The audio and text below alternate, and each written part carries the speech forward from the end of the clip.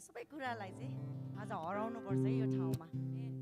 त्यसैले आज हामी कोही पनि आफ्नो ठाउँमा बस्ने छैनौँ। कृपया गरिकन तपाईँहरू सबैजना अगाडि आउनुहोस्। आज चाहिँ हाम्रो माझमा चाहिँ परमेश्वरले एउटा नयाँ गीत दिनुभएको छ हाम्रो मण्डलीको भाइलाई, पवन भाइलाई। अनि आज त्यो गीत चाहिँ हामी सिक्नेछौँ। अनि जसरी अघि माग भाइले परमेश्वरको मुहार हेर्ने कुरा गर्दै हुनुहुन्थ्यो, साँच्चै नै त्यो गीत पनि त्यस्तै नै छ है। आज साँच्चै नै परमेश्वरको उपस्थिति बोकेको मान्छेहरूमा चाहिँ परमेश्वरको शक्तिशाली कुराहरू चाहिँ लुकिएको हुन्छ। आमेन। अनि आज जति पनि अघिदेखि हामी सुन्दै आएका थियौँ, आज सबै कुराबाट चाहिँ हामी विजय हुनुपर्छ। आमेन। हामी सबैजना उठ्नेछौँ।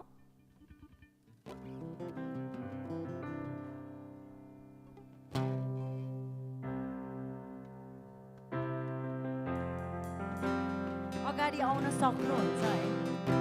आज हामी नाच्ने खालको गीत गाउँदैछौँ।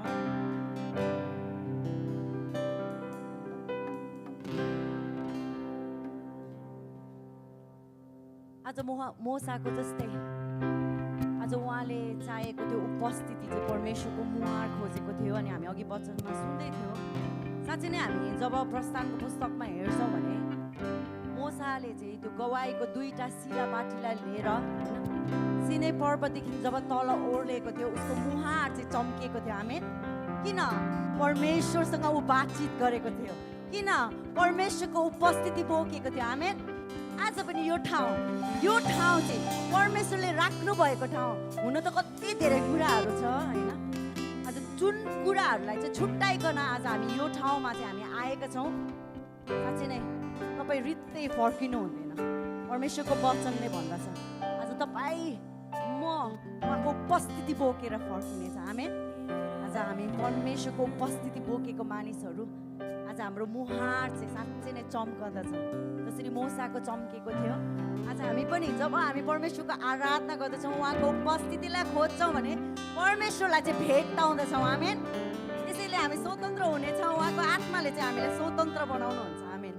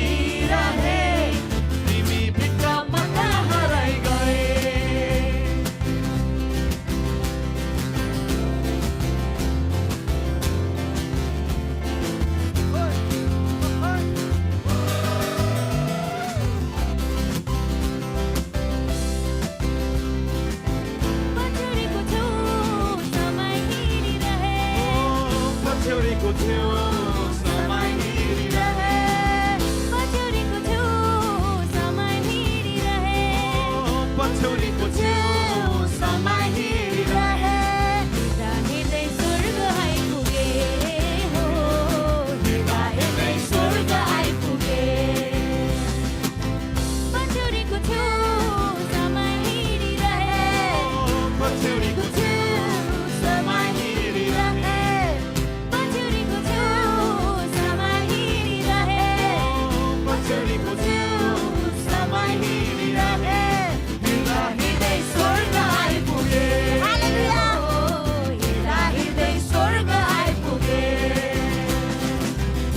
हिँड्दै स्वर्ग आइपुगे हिँड्दै स्वर्ग आइपुगे मुहार तिम्रो हेरिरहे मुहार तिम्रो हेरिरहे हेर्दा हेर्दै तिमी जस्तै भए मुहार तिम्रो हेरिरहे मुहार तिम्रो हेरिरहे हेर्दा हेर्दै तिमी जस्तै भए अङ्गालोमा तिम्रो बसिरहे अङ्गालोमा तिम्रो बसिरहे तिमीभित्र म त हराइ गएँ अङ्गालोमा तिम्रो बसिरहे अङ्गालोमा तिम्रो बसिरहे तिमीभित्र म त हराइ गएँ अङ्गालोमा तिम्रो बसिरहे अङ्गालोमा तिम्रो बसिरहे तिमीभित्र म त हराइ गएँ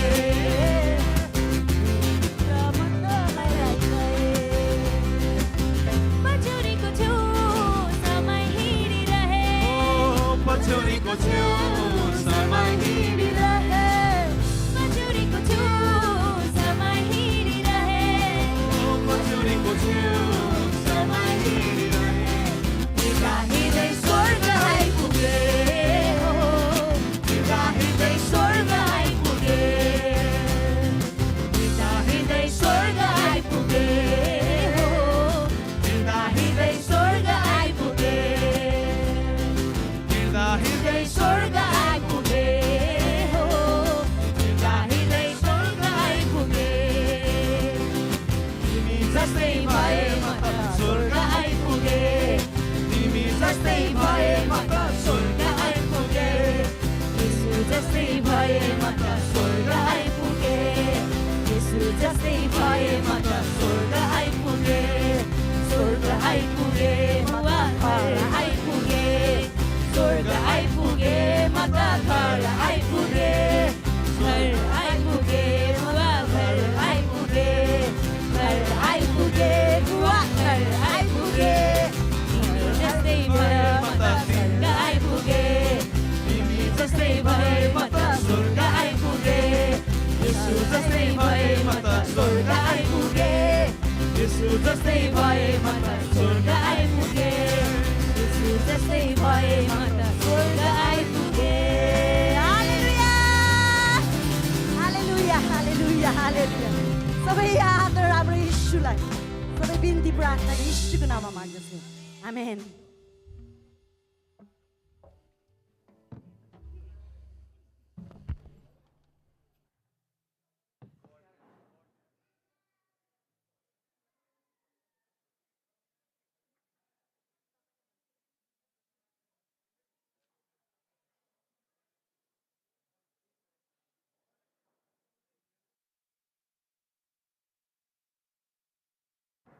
हालेलुया हुन्छ हामीले नयाँ गीत हामीले सुनेका छौँ अब सुन्दा सुन्दा हामी पछि पछि सिक्ने पनि छौँ आमेन हाम्रो यो गीत चाहिँ रच्नु भएको हाम्रो पवन दा होइन हुन्छ हाम्रो पवन दालाई पनि हामी ताली बजाएर उत्साह अनि धन्यवाद दिनेछौँ अनि यसै गरी प्रभुले अझ उहाँलाई गीत लेख्ने त्यो क्षमताहरू त्यो वरदानहरू उहाँले दिनुभएको छ हामी थाहा पाउन सक्छौँ अझ प्रभुले शब्दहरू अनि दिनुभएको होस् भने हामी उहाँलाई प्रार्थना पनि गरिदिनेछौँ अब हामी तेस्रो सेसनमा आइपुगेका छौँ अनि हाम्रो समय अब हामीलाई थाहा नै छ किनभने हामी सुरु गर्दा नै हामी तपाईँहरूलाई कुर्दा हामीले ढिलो सुरु गऱ्यौँ होइन तब हामी हाम्रो समयकोमा आजको दिन हाम्रै हो आमेन। यो दिन फेरि आउँदैन अनि यो के अरे यो फ्री टाइम पनि छुट्टी पनि सधैँभरि आउँदैन। तर हामी आजको दिनमा हामी प्रभुको वचनलाई हामी सुनेर हामी बिताउनेछौँ आमेन। तपाईँहरू निन्द्रा लागेको छ कि छैन होइन? तपाईँहरू फेरि निदाउनु हुन्छ कि होइन? म तपाईँहरू निदाउनु हुन्न भनेर एउटा कुरा भन्न मन लाग्यो। मेरो नेपालमा एकजना प्रचार आउनु भएको थियो ब्राजिलियनबाट। मैले सायद पहिला नि भने होला। अनि उहाँ ब्राजिलियन प्रचारले प्रचार गर्नुहुँदा उहाँले भन्नुहुन्थ्यो ब्राजिलमा चाहिँ इभिनिङ नाइटमा चाहिँ यस्तो वचनको सेवा भइरहेको थियो अरे। अनि एकजना आमा चाहिँ सधैँ निदाउने अरे होइन, वचनको सेवामा सधैँ निदाउने अरे रातको समयमा। अनि वक्ताले प्रचार गर्दा गर्दा झ्याप्पै बत्ती गइस अरे। अनि आमा निदाइरहेको थियो अरे। अनि टक्क त्यो बत्ती गइसके चाहिँ आमाको आँखा खोले अरे। यस्तो चारैपर अन्धकार छ, पास्टर बाउ चाहिँ अगाडि बोलिरहेको छ। अनि अचम्म लागेर अनि ठुलो छोरा चिचाउँदा के भने अरे, पास्टर बाबा म अन्धो भएँ, मेरो लागि प्रार्थना गरिदिनुहोस्, आइएम ब्लाइन्ड भनेर। मैले केही पनि देख्नु सकिनँ भनेर कि उसलाई थाहै पनि छैन बत्ती गयो भनेर होइन। साह्रै यस्तो आँखा खोल्दा चारैतिर अन्धकार छ, वक्ता चाहिँ अगाडिबाट बोलिरहेछ, त्यस्तो भयो भनेर उहाँले हामीलाई भन्नुहुन्थ्यो। अनि यहाँ चाहिँ बत्ती त जान्दैन तर पनि तपाईँ नसुत्दिनु होला भनेर म अनुकरण चाहन्छु। हुन्छ यस समय हामी ताली बजाएर हामी दियोगन भेलालाई दिनेछौँ।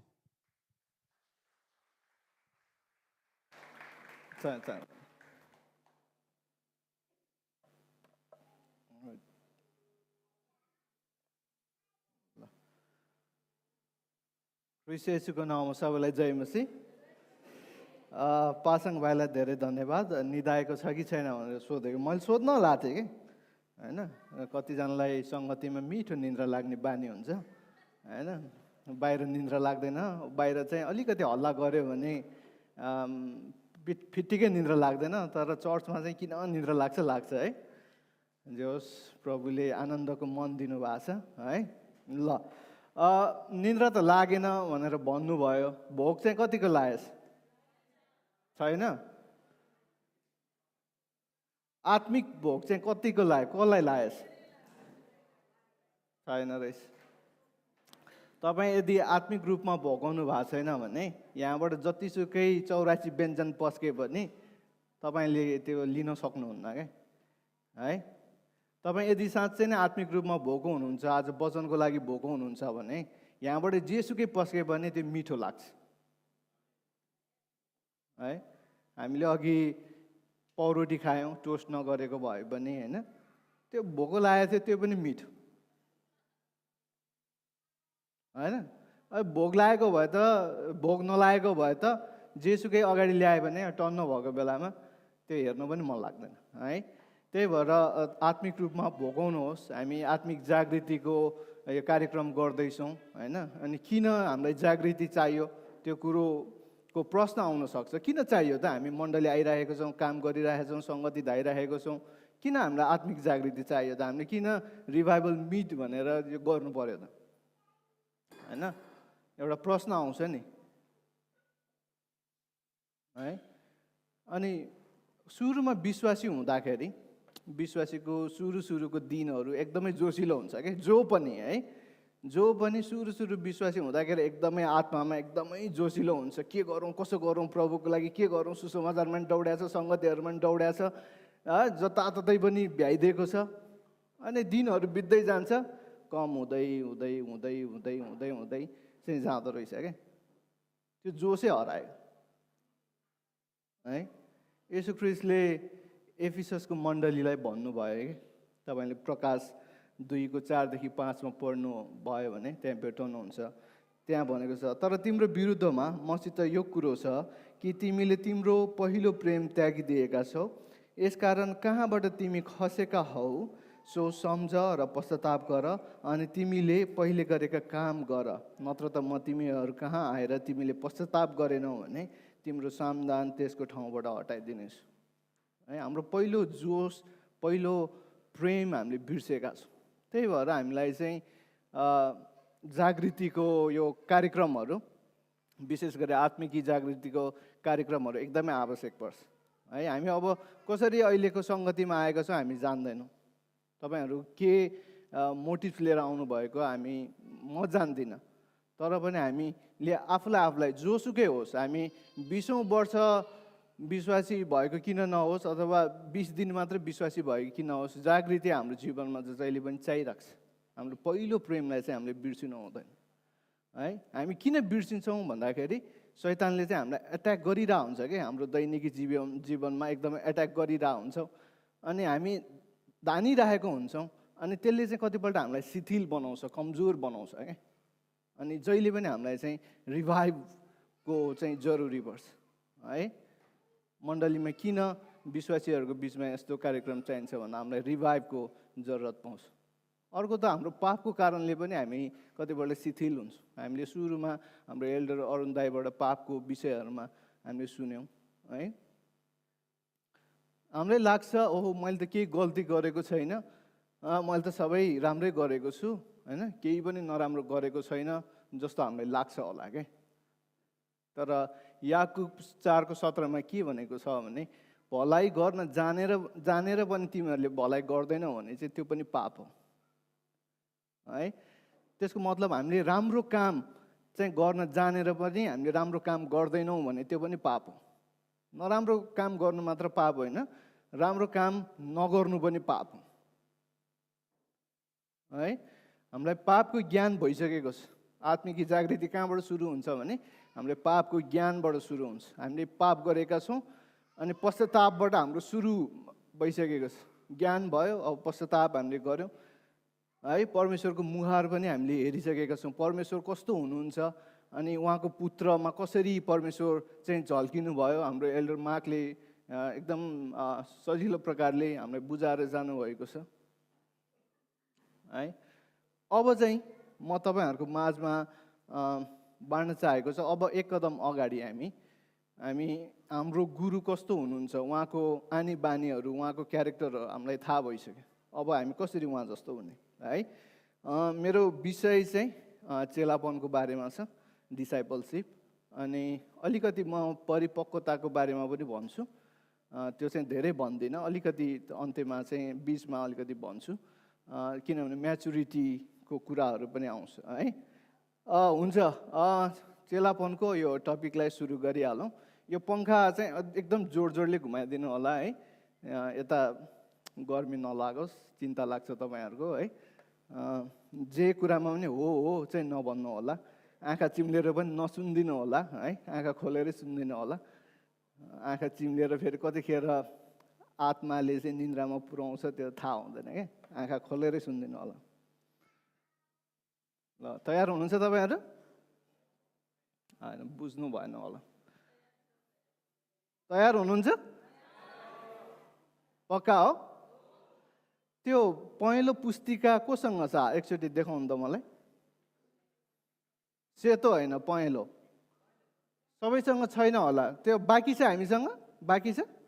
सक्यो? खोइ सबैको हातमा देख्दिनँ त कसरी सक्यो, थुप्रै थियो। घरमा होमवर्क गर्न त राख्नु भएन नि।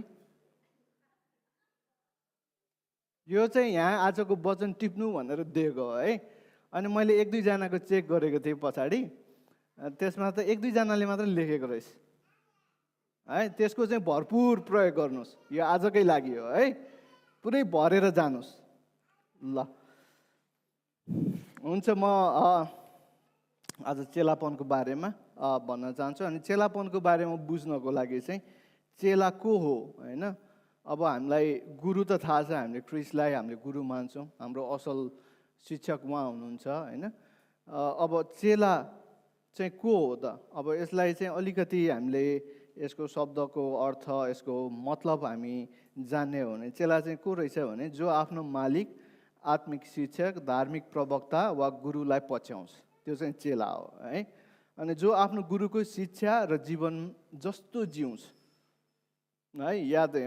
मैले भनेको कुराहरू याद गर्नु है। जो आफ्नो गुरुको शिक्षा र जीवन जस्तो जिउँछ त्यो चाहिँ चेला हो।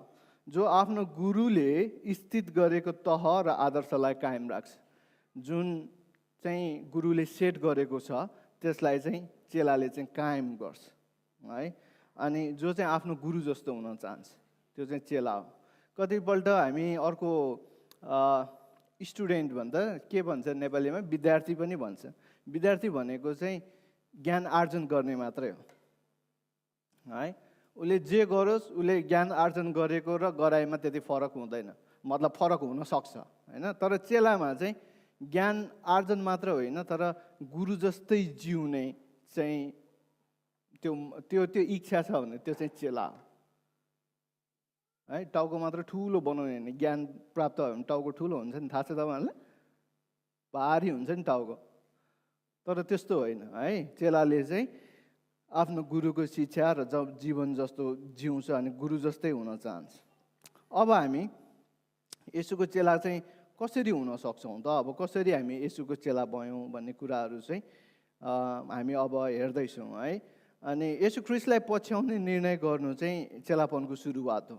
जब हामीले येशू ख्रीष्टलाई चाहिँ मेरो मुक्तिदाता प्रभु भनेर स्वीकार गऱ्यौँ, त्यहाँदेखि नै होइन उहाँलाई उहाँसँगै हिँड्छु भन्ने हामीले जुन निर्णयहरू गर्छौँ त्यहाँदेखि नै चेलापनको सुरुवात हुन्छ। यो चाहिँ कुनै होइन स्टेज पुगिसकेपछि चाहिँ सुरु हुने भन्ने कुरो चाहिँ होइन।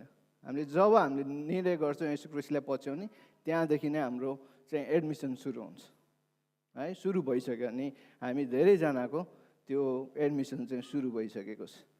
अनि अर्को कुरा चाहिँ चेला हुनको लागि चाहिँ येशूले जस्तै लक्ष्य चाहिँ हामीले लिनुपर्छ। हाम्रो लक्ष्य, हाम्रो टार्गेट होइन, हाम्रो एम चाहिँ के हो त्यो चाहिँ बुझ्नु जरुरी छ। हामी हाम्रो एममा होइन, तर येशू ख्रीष्टको लक्ष्य केमा थियो त्यो कुरामा चाहिँ हाम्रो लक्ष्य पनि हुनुपर्छ है। हामीले अघि परिभाषामा जुन कुरा हेऱ्यौँ त्यो कुरा हाम्रो आत्मिक जीवनमा अहिले चाहिँ लागु हुनुपर्छ। लुका 6:40 के भन्छ भने, लेख्नुहोस् है तपाईँहरू, त्यो कपी दिएको छ, लेख्नुहोस्। लुका 6:40 चेला आफ्ना गुरुभन्दा श्रेष्ठ हुँदैन, तर पुरा शिक्षा पाएपछि ऊ आफ्ना गुरु जस्तै हुनेछ, गुरु जस्तै हुनेछ। अनि रोमी 8:29 है, रोमी 8:29 जसलाई उहाँले पहिलेबाटै चिन्नु भएको छ उहाँले तिनीहरूलाई आफ्नो पुत्रको रूप समान बनाउनलाई धेरै भाइहरूमध्ये उहाँ चाहिँ ज्येष्ठ हुन् भनेर अघिबाटै नियुक्त गर्नुभयो है। यो चाहिँ अब यसमा कसरी यो सन्दर्भ मिल्यो भन्ने कुरो लाग्छ, तर यहाँ चाहिँ आफ्नो पुत्रको रूप समान है, चेला चाहिँ हुनको लागि चाहिँ पुत्र जस्तो, पुत्रको रूप समान चाहिँ हुनको लागि चाहिँ हामीले प्रयास गर्नुपर्छ है। अनि चेला हुनको लागि येशू ख्रीष्टले एकदमै स्पष्ट शर्तहरू, कन्डिसनहरू चाहिँ राख्नु भएको छ है। एकदमै स्पष्ट छ, यो कुराहरू गर्यो भने चाहिँ तिमीहरू चेला हो। त्यो हामी पछि हेर्नेछौँ, तर हामी अहिलेलाई चाहिँ चेला भनेको के होइन, के चाहिँ चेलापन होइन त्यो कुराहरू हेर्नेछौँ है। अनि यो चेलापन भनेको एकदमै सजिलो कुरो चाहिँ होइन, एकदमै गाह्रो कुरा हो। चेला बन्नु भनेको एकदमै गाह्रो कुरा हो। यो चाहिँ फुलको बाटोमा हिँडेको जस्तो सजिलो चाहिँ हुँदैन है। अनि चेलापनमा चाहिँ हाम्रो यो क्रिस्चियन जीवनमा चाहिँ जहिले पनि सफलताको र समृद्धिको बाटोमा हामी हिँड्छौँ भन्ने कुरा चाहिँ छैन। यो चाहिँ कहिले पनि समृद्धि र सफलता चाहिँ लगातार हुन्छ भनेर हामी भन्न सक्दैनौँ है, त्यो हुँदैन पनि। म चाहिँ यहाँ तपाईँहरूलाई मनपर्ने मिठो मिठो कुरा मात्र भन्दैन है, अलि के होइन त्यो कुराहरू पनि हामी हेर्छौँ। यो येशूको जीवनलाई तपाईँले हेर्नुभयो भने हामी त्यही कुराहरू भेट्छौँ है। अनि यो चेलापन भनेको अब केही काम छैन, अन्त केही छैन, गर्नुपर्ने केही छैन, अनि यो फुर्सदको समय काट्नु पनि होइन, फुर्सदको समयलाई उपयोग गर्नु पनि होइन। हामी कतिपल्ट हाम्रो लेजर टाइमलाई चाहिँ हामी है जाउँ न त, गरौँ न त भन्ने किसिमले हुन्छ, तर डिसाइपलसिप भनेको त्यस्तो कुरो चाहिँ होइन है। यो शनिबार मण्डली मात्र जानु, शनिबार मात्र मण्डली जानु पनि होइन। मण्डली त आइरहेछ, म त चेला हो भन्नु पनि, त्यो पनि चेलापनभित्र पर्दैन है। अनि सम्झौता गर्नु होइन, संसारसँग सम्झौता गर्नु चाहिँ चेलापनभित्र पर्दै पर्दैन है। यसले जे गर्न पनि अनुमति दिँदैन। तपाईँहरू हामी खेलकुदको कुराहरूलाई हेर्ने हो भने पनि कोही चाहिँ अब इन्स्ट्रक्टर भन्छ, त्यसलाई चाहिँ नेपालीमा प्रशिक्षक भन्छ क्यारे होइन। प्रशिक्षकले चाहिँ खेलाडीहरूलाई जे पनि गर्नलाई अनुमति दिन्छ त? आफ्नो चेलाहरूलाई दिन्छ? के हो, निदाउनु भएको छ क्या?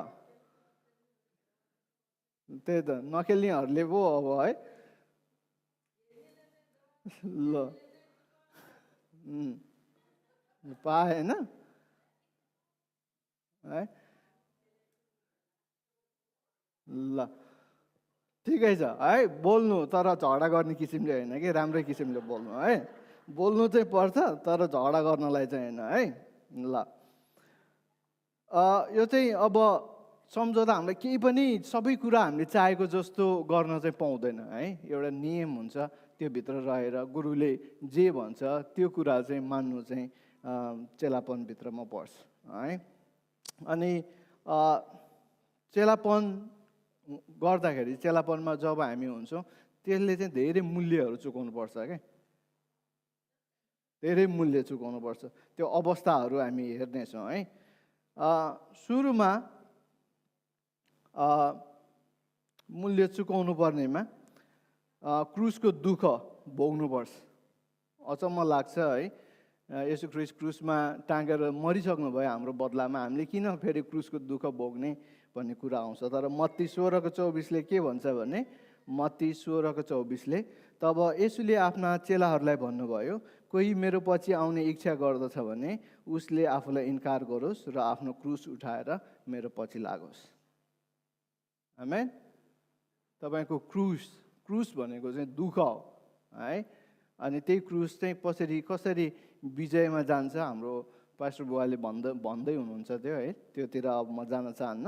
अनि मत्ती 10:38 जो आफ्नो क्रुस उठाएर मेरो पछि लाग्दैन त्यो मेरो योग्यको हुँदैन है। गलाती 2:20 अघि हाम्रो एल्डर मार्कले पनि पढ्नुभयो, म ख्रिस्टसँगै क्रुसमा टाँगिएको छु, अब उपरान्त जिउने म होइन तर ख्रिस्ट ममा जिउनुहुन्छ। जुन जीवन शरीरमा म अहिले जिउँछु त्यो परमेश्वरको पुत्रमा विश्वास गरेर जिउँछु, जसले मलाई प्रेम गर्नुभयो र मेरो निम्ति आफूलाई अर्पण गर्नुभयो है। एकदमै हामीले कहिलेकाहीँ पढ्दाखेरि एकदम हल्का रूपमा हामीले यसलाई लिन्छौँ, तर हामीले विचार गर्नुपर्ने कि हामीले हाम्रो क्रुस बोकेका छौँ, हामी चाहिँ के ख्रिस्टसँगै क्रुसमा टाँगेका छौँ त छौँ, त्यो चाहिँ विचार गर्नुपर्छ है।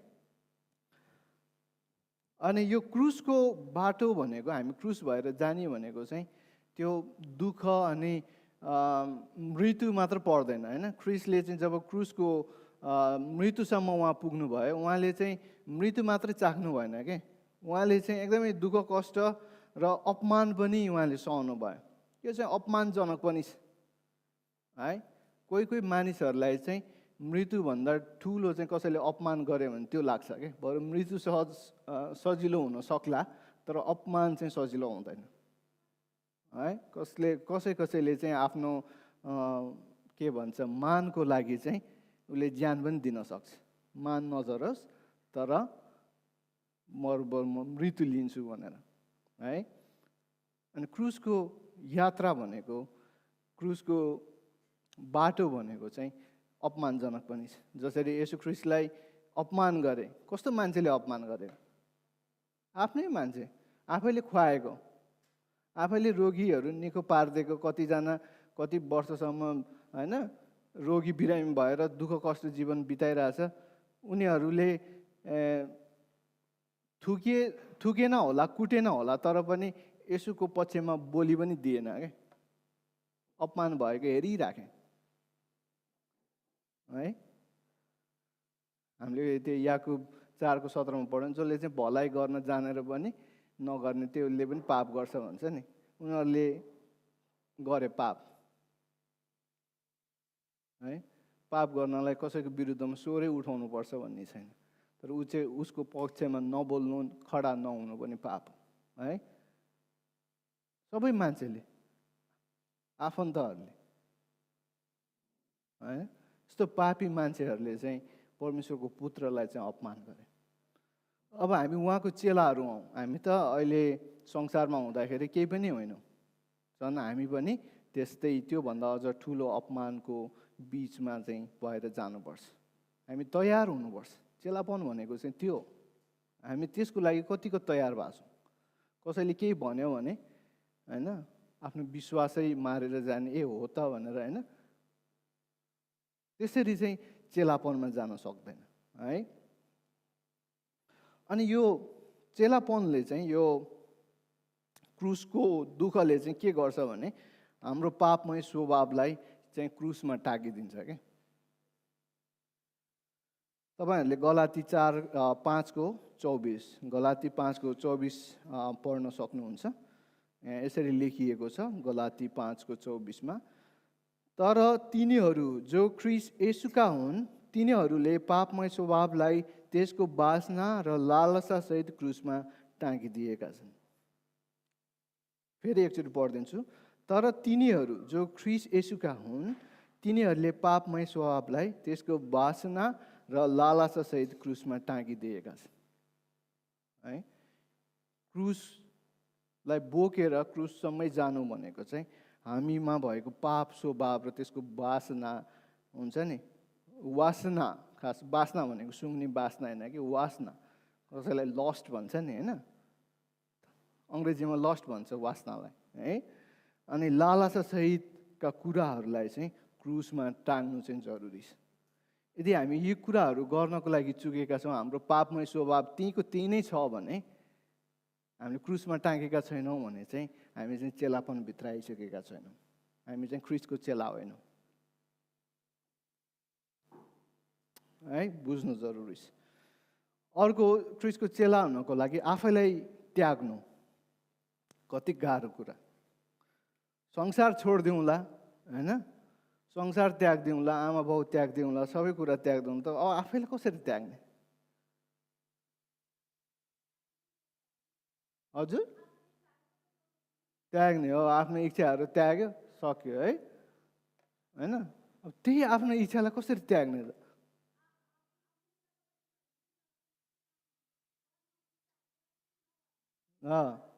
त्यही त है। मत्ती 16:24 पाउनु भयो? मत्ती 16:24। तब यसुले आफ्ना चेलाहरूलाई भन्नुभयो, कोही मेरो पछि आउने इच्छा गर्दछ भने उसले आफूलाई इन्कार गरोस् र आफ्नो क्रुस उठाएर मेरो पछि लागोस्। अघि पनि पढ्यौँ है, आफूले आफूलाई इन्कार गर्नु पर्यो। आफ्नो इच्छा के हो होइन, हाम्रो मङ्गला आन्टीले भन्नुभएको एकदम सही छ होइन। आफ्नो इच्छा के छ त्यसलाई मार्न सक्नु पर्यो होइन। जे पाइ त्यही गर्नको लागि दिँदैन भनेर चाहिँ हामीले सुरुमै अघि पनि भन्यौँ होइन। जे पाइ त्यही गर्नु भएन, आफ्नो इच्छा र परमेश्वरको इच्छालाई चाहिँ अलाइनमेन्ट गर्नु पर्यो।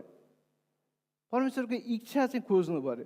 कतिपल्ट चाहिँ हामी आफ्नो इच्छा बेसी खोज्छौँ है। परमेश्वरलाई पनि भन्छौँ, परमेश्वर मलाई त यो इच्छा थियो, मलाई चाहिँ यो पुरा गरिदिनु न भनेर प्रार्थना गर्छु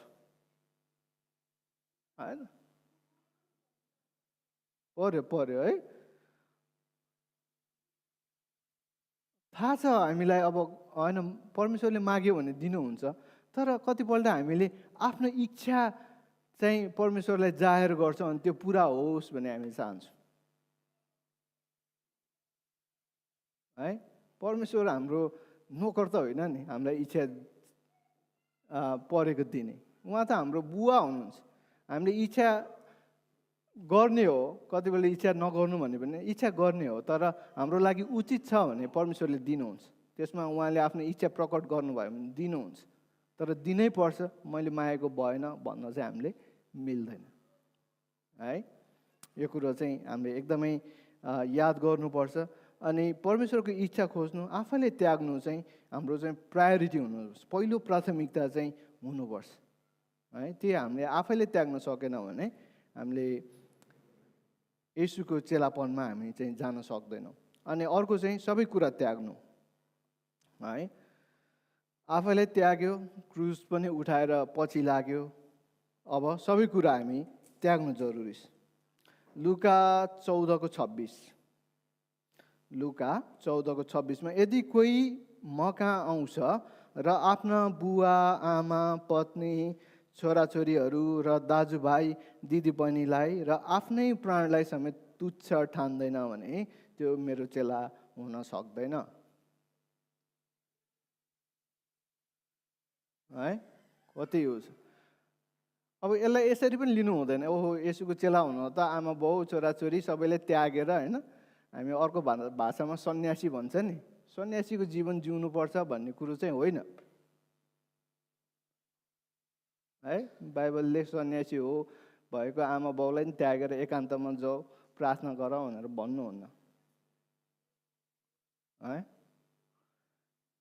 तर हाम्रो प्राथमिकता चाहिँ के छ? हाम्रो प्राथमिकता चाहिँ स्वर्गको कुरा छ, परमेश्वर उहाँको पुत्र छ कि संसारमा भएको कुराहरू।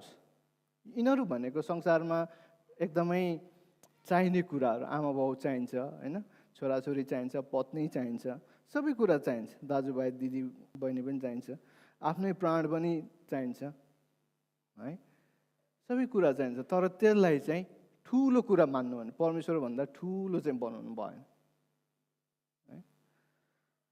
हामी कतिपल्ट सुन्ने गर्छौँ फ्यामिली चाहिँ इम्पोर्टेन्ट हो भनेर, अनि प्रायः हामी फ्यामिली टाइम बेसी गर्छौँ अनि परमेश्वरलाई हामी टाइम चाहिँ दिँदैनौँ है, त्यो पनि गलत हो। फ्यामिली इम्पोर्टेन्ट छ होइन, तर त्योभन्दा पहिला चाहिँ परमेश्वर इम्पोर्टेन्ट छ। अनि परमेश्वरले को इम्पोर्टेन्ट चाहिँ थाहा पाइसकेपछि अनि बल्ल फ्यामिली चाहिँ पछि आउँछ है, पछि आउँछ भनेपछि त्यो लास्टमा आउने होइन, परमेश्वर पछि चाहिँ फ्यामिलीको कुराहरू आउँछ है। त्यो कुरा चाहिँ हामीले याद गर्नुपर्छ।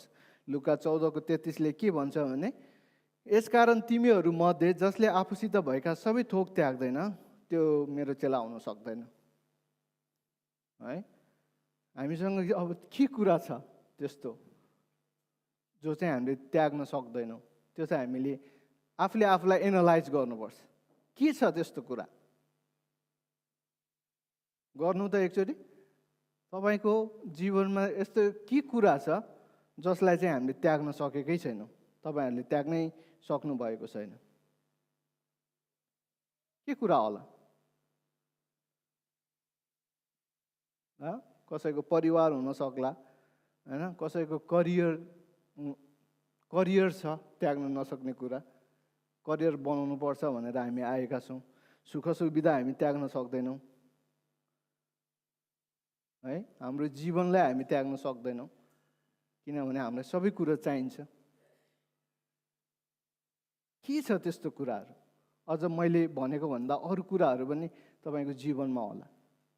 के कुरा छ जो चाहिँ हामी त्याग्न सक्दैनौँ? यदि हामी त्यो कुराहरू सँगै लिएर हिँड्छौँ भने हामी चेलापनमा चाहिँ जान सक्दैनौँ, येशूको चेला हुन सक्दैनौँ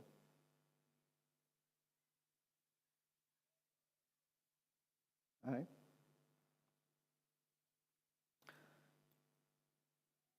त्याग्नु जरुरी छ।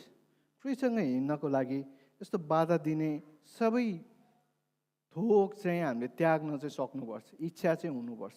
कतिपल्ट हामी सक्दैनौँ, ठिकै छ, पवित्र आत्मासँग माग्नुहोस्, शक्ति माग्नुहोस्, परमेश्वरसँग माग्नुहोस्, अवश्य त्यो कुराहरू हामीले पाउन सक्छौँ है।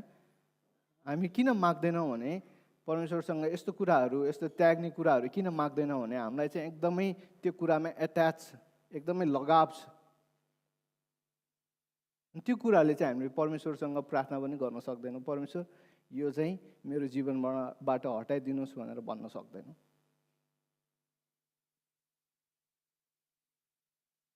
एकदम डेन्जर कुरा है, पहिला थाहा गर्नुहोस्।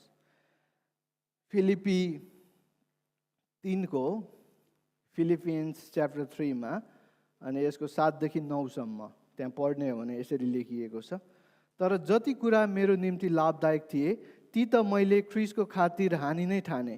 साँच्चै भन्ने हो भने ख्रीष्ट येशू मेरा प्रभुलाई चिन्न पाउने अमूल्य कुराको तुलनामा सबै कुरामा म हानि नै ठान्दछु। ख्रीष्टलाई प्राप्त गर्नु सकौँ भनेर उहाँको निम्ति मैले सबै कुराको नोक्सानी भोगेको छु, अनि ती सबैलाई फोहोर मैला तुल्य म गन्दछु र सम्पूर्ण रूपले म उहाँमा भएको पाइन सकौँ। व्यवस्थामाथि आधारित भएको मेरो आफ्नै धार्मिकता होइन, तर मेरो धार्मिकता यही हो जो ख्रीष्टमाथि निर्भर हुन्छ, जुन चाहिँ विश्वासद्वारा परमेश्वरबाट आउने धार्मिकता हो। आमेन। यहाँ पावल दाजुले एकदमै स्पष्टसँग लेख्नु भएको छ है, एकदमै स्पष्ट। जुन कुरा मेरो निम्ति लाभदायक थिए ती कुरा चाहिँ मैले चाहिँ ख्रीष्टको निम्ति हानि नै देखेँ, किनभने त्यसले चाहिँ ख्रीष्टको इच्छा पुरा गर्दैन थियो, परमेश्वरको इच्छा चाहिँ पुरा हुँदैन थियो। मलाई त लाग्छ त्यो कुरा मेरो लागि फाइदै छ,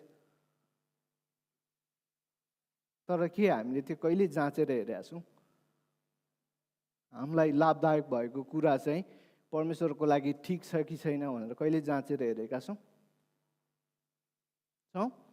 मैले प्रश्न गरिरहेको छु तपाईँहरूलाई।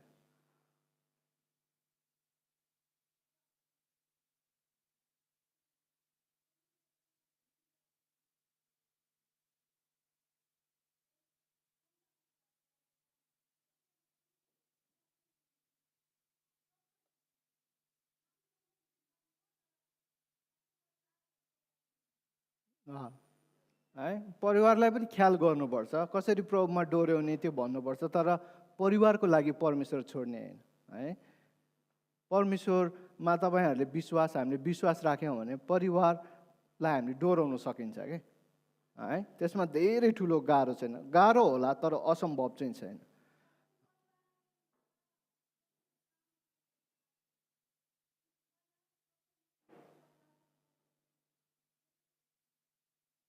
त्यो समस्या आउँछ। त्यस्तो भयो भने बल्ल बल्ल चाहिँ यो होइन, हामीले चाहिँ परिवारलाई त्याग्न चाहिँ सक्छौँ है। अब त्यस्तो छैन भनेर अब होइन परिवारलाई त्याग्नै पर्छ, परिवार पनि सँगै हिँडिरहेछ, सँगै प्रभुको राज्यमा हिँडिरहेछ भने अब त्याग्ने कुरा पनि आउँदैन। तर अब दिँदैन जाँदैन धेरै मान्छेहरूले त्यागेको पनि छ है। अर्को चेलापनको लागि चाहिने एकदमै महत्त्वपूर्ण कुरा उहाँको वचन र शिक्षा अनुसार जिउनु है। यूहन्ना 8:31 येशूले आफूमाथि विश्वास गर्ने यहुदीहरूलाई भन्नुभयो, तिमीहरू मेरो वचनमा रह्यो भने तिमीहरू साँच्चै मेरा चेलाहरू हौ। त्यस्तै यूहन्ना 15:7 तपाईँले टिप्नु भएको छ कि छैन, सुरु चाहिँ यूहन्ना 8:31, अब चाहिँ यूहन्ना 15:7 तिमीहरू ममा रह्यो भने र मेरो कुरा तिमीहरूमा रह्यो भने तिमीहरूलाई जे इच्छा लाग्छ माग, म तिमीहरूको निम्ति गरिनेछ र त्यो तिमीहरूको निम्ति गरिनेछ है। उहाँसँगै रहनु भनेको चाहिँ उहाँकै वचन अनुसार चाहिँ जिउनु हो होइन। उहाँको शिक्षा अनुसार, उहाँको वचन अनुसार चाहिँ हामी जिउनु हो। यदि हामी यस्तो गर्न सक्दैनौँ भने चाहिँ है उहाँ चाहिँ हामीमा रहनुहुन्न, हामी चेला हौँ, हामी चाहिँ उहाँलाई पछ्याउने व्यक्तिहरू हो, फलोवर्स हौँ भनेर चाहिँ हामी भन्न सक्दैनौँ है। अनि यस्तो गर्नको लागि, उहाँको वचन थाहा पाउनको लागि, उहाँको वचनमा रहनको लागि चाहिँ हामीले दैनिक शान्त समय चाहिँ बिताउनु जरुरी छ। हामीले कति चाहिँ शान्त समय चाहिँ परमेश्वरसँग बिताएका छौँ त? त्यो चाहिँ एकदमै हुनु जरुरी छ। हाम्रो जीवनमा प्रार्थनै हुँदैन कतिपल्ट है। एकचोटि एकजना परिवार चाहिँ अर्को परिवारमा भेट्न गएछ, सबै क्रिस्चियनहरू नै होइन। भेट्न गएछ अनि भेट्न जाँदाखेरि चाहिँ त्यो जुन चाहिँ घरमा गएको उनीहरू चाहिँ प्रार्थना गरिरहेको रहेछ कि। अनि उनीहरू आयो होइन, बसिरहेको थियो, खुल्लै थियो ढोका, अनि भित्र गयो। अब जहिले पनि आवत जावत गर्नेहरू। अनि प्रार्थना सक्यो, अनि सबै कुराकानीहरू सक्यो, सबै कुरा सक्यो। अनि लास्टमा घर जाने बेलामा जसले चाहिँ भिजिटिङ गरेको हो उसको छोराले के भन्दो रहेछ भने, बाबा उहाँहरूको त टेबलमा खानेकुरै थिएन भनेर चाहिँ सोध्यो कि। अनि किन भन्दा चाहिँ अब उनीहरूको घरमा चाहिँ कस्तो हुँदो रहेछ भने जहिले पनि प्रार्थना गर्दा चाहिँ खाने बेलामा मात्र प्रार्थना गर्दो रहेछ कि। अनि जुन भिजिटिङमा गएको हो उनीहरू चाहिँ प्रार्थना गर्ने छुट्टै समय है। त्यो हुँदाखेरि खानेकुरा अगाडि देख्ने कुरा भएन। अनि यिनीहरू त कस्तो रहेछ, खानेकुरै नभएको रहेछ भन्ने चाहिँ सानो बच्चाले ठानेछ क्या। कति गलत कुरा नि होइन। त्यस्तै गलत कुरा चाहिँ हाम्रो जीवनमा नै हुनसक्छ, हाम्रो परिवारमा हुनसक्छ। हामीले खाने बेलामा मात्र कतिको प्रार्थना गर्ने बानी हुन्छ, खाना अगाडि आइसकेपछि मात्रै। अनि त्यसरी कसरी हामी परमेश्वरको वचन अनुसार जिउने त? कसरी? प्रार्थना गर्ने, बाइबल पढ्ने त फुर्सदै छैन। बाइबल पढ्ने त छोडिदिउँ, म प्रार्थनाको कुरा गरिरहेको छु है। खाने बेलामा मात्रै परमेश्वर खाना मागेपछि हामी सक्यो, त्यो पनि त्यति मात्रै एक्सप्रेस प्रार्थना है। यो जसको जीवनमा नै हुनसक्छ, भइरहेको छ भने चाहिँ हामी चाहिँ परमेश्वरको वचन अनुसार चाहिँ जिइरहेका छैनौँ। हामी अझै शान्त समयहरू, क्वालिटी टाइमहरू परमेश्वरसँग बिताउनु पर्यो। आमेन है। अर्को हामी उहाँ चेला हुनको लागि ख्रिस्टलाई सर्वोत्तम प्रेम गर्नु है। यूहन्ना 14:23 पहिलो खण्ड मात्र म पढिदिनेछु। यूहन्ना 14:23 है। यसोले तिनलाई जवाब दिई भन्नुभयो, जसले मलाई प्रेम गर्छ त्यसले मेरो वचन पालन गर्नेछ है। हामी सजिलैसँग यसोलाई प्रेम गर्छौँ भनेर मैले सोधेँ भने सबैले गर्छौँ भनेर हात उठाउनुहुन्छ होला, ठुलो स्वरले भन्नुहुन्छ होला। तर यसोलाई प्रेम गर्नु मुखले मात्र गर्नु होइन है, उहाँको वचन पालना गरेर चाहिँ प्रेम देखाउने है। चाहेको बेलामा हामी होइन प्रार्थनै गर्न सक्दैनौँ, प्रभुलाई टाइमै दिन सक्दैनौँ, प्रभुको लागि केही नै गर्न सक्दैनौँ भने त हामी जतिसुकै मुखले उफ्रे पनि, कराएर चिचाएर जे छाती पिटे पनि त्यो चाहिँ प्रेम होइन है। ख्रिस्टको प्रेमले चाहिँ उहाँको पछि लाग्नु चाहिँ बाध्य गराउँछ अरे क्या। यदि हामीलाई ख्रिस्टलाई साँच्चै नै प्रेम गर्छौँ भनेर भन्छौँ भने उहाँको पछि लाग्नलाई चाहिँ हामीलाई एकदमै बाध्य गराउँछ। 2 कोरिन्थी 15:14 पहिलो खण्डमा त्यस्तै भन्छ होइन। ख्रिस्टको प्रेमले हामीलाई के गर्छ? बाध्य गराउँछ है। हुन्छ, अब तपाईँहरूलाई अलिअलि अल्छी लाग्दै गए जस्तो लाग्न थाल्छ कि मलाई है। ठिक छ ल। अर्को चाहिँ हामी चेला हुनको लागि गर्नुपर्ने चाहिँ एक अर्कामा प्रेम। हामी चेलापनमा छौँ, हामीले परमेश्वरलाई प्रेम गऱ्यौँ होइन, हामी ख्रिस्टलाई पहिलो प्राथमिकतामा पनि राख्यौँ, तर एकले अर्कालाई पनि है। ख्रिस्टलाई प्रेम गर्नु भनेको चाहिँ एउटा के जोड्न चाहन्छु, ख्रिस्टलाई प्रेम गर्नु होइन चाहिँ अब मान आज्ञामा पर्छ कि पर्दैन? कसरी ख्रिस्टलाई प्रेम गर्नुपर्छ भनेर त भनेको छैन। त्यहाँ त परमेश्वरले आफ्नो सारा मनले, सारा प्राणले, सारा समझले प्रेम गर्नु अनि आफ्नो छिमेकीलाई आफूलाई जस्तै प्रेम गर्नु भनेर भनेको छ। त्यहाँ ख्रिस्ट कहाँ छ?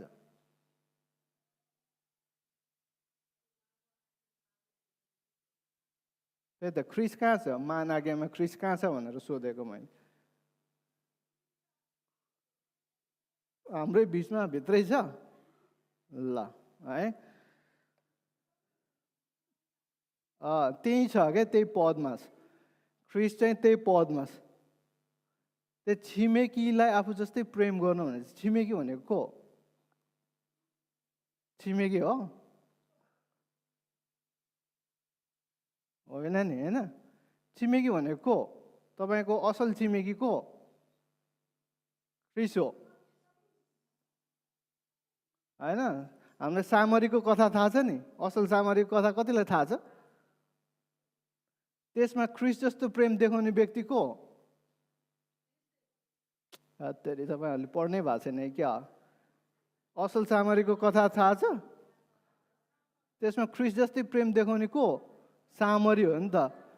अनि एकजना युवकले चाहिँ प्रश्न गरेको छ नि त होइन, मैले अनन्त जीवन प्राप्त गर्न के गर्नुपर्छ भन्दाखेरि अनि येशू ख्रिस्टले भन्नुहुन्छ, तिमीले धर्मशास्त्रमा के पढ्यौ, तिमीले के बुझ्यौ त? अनि उसले भन्छ, आफ्नो होइन परमेश्वरलाई सारा शक्तिले, सारा प्राणले, सारा समझले प्रेम गर, आफ्नो छिमेकीलाई आफू जस्तै प्रेम गर भन्यो। भने येशू ख्रिस्टले ठिक भन्यो, तिमीले त्यस्तै गर, तिमी जिउने छौ भन्नुभयो। अनि पछि मेरो छिमेकी चाहिँ को हो त भन्दाखेरि उहाँले एउटा असल सामरीको दृष्टान्त भन्नुभयो। त्यसमा हामीले नजिकको हाम्रो छिमेकीको कुरा गरेको होइन, त्यसमा चाहिँ ख्रिस्टले चाहिँ आफूले चाहिँ उहाँले आफूलाई प्रकट गर्नुभएको छ क्या है। त्यो सामरी चाहिँ असल मेन चाहिँ छिमेकी चाहिँ सामरी हो, किनभने उसले आपद विपदमा हेरेको छ होइन। ऊ चाहिँ एकदमै के भन्छ, हेल्पलेस भएको बेलामा हेल्प गरेको छ, उद्धार गरेको छ। त्यस्तै हामी पनि हेल्पलेस भएको बेलामा हामीलाई उद्धार गर्ने को हुनुहुन्छ त? को हुनुहुन्छ? येशू हुनुहुन्छ। उहाँले हामीलाई उद्धार गर्नुभएको छ। त्यही भएर हाम्रो असल छिमेकी उहाँ हुनुहुन्छ। छिमेकीलाई आफूलाई जस्तै प्रेम गर्नु है। सँगैको छिमेकीलाई त साह्रै प्रेम गरेर हाम्रो चाहिँ बिग्रेको हो क्या। चाहिने भन्दा बेसी छिमेकीलाई प्रेम गऱ्यो भने चाहिँ बिर्सिन्छ, किनभने हामीले हाम्रो छिमेकी नै चिनेका छैनौँ है। छिमेकी चिनौँ, तर यहाँ चाहिँ फेरि एकले अर्कालाई प्रेम गर भनेर चाहिँ भन्नुभएको छ। यूहन्ना 13:34-35सम्म। एउटा नयाँ आज्ञा म तिमीहरूलाई दिँदछु, तिमीहरू एक अर्कालाई प्रेम गर। तिमीहरूसँग मैले जस्तो प्रेम गरेको छु तिमीहरूले पनि एक अर्कालाई त्यस्तै प्रेम गर। यदि तिमीहरूले एक अर्कालाई प्रेम गर्यौ भने यसैबाट सबैले जान्नेछ कि तिमीहरू मेरा चेलाहरू हौ।